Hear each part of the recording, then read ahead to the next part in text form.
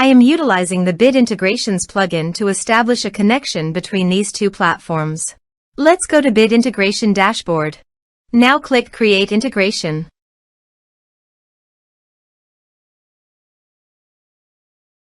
Now search and select Trigger, which is weForms.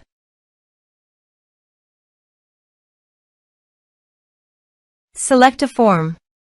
Click Next. Search and select an action Thrive Automator.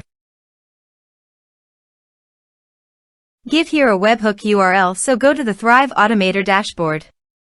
Create the first automation. Choose a trigger incoming webhooks.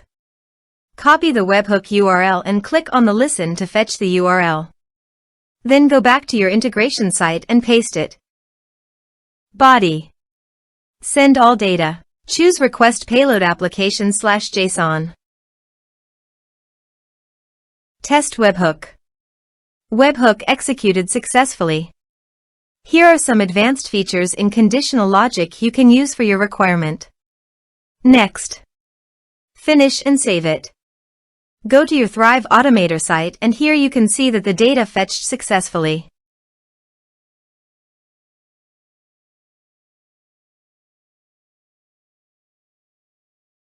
Done.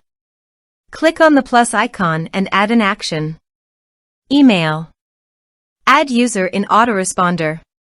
You can select the action you desire. I choose MailerLite. Choose a list. Done.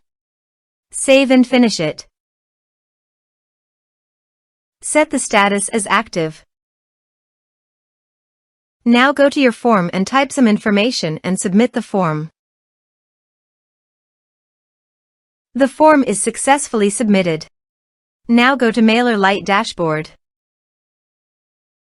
After successfully sending the data via Uncanny Automator, you can see it in MailerLite.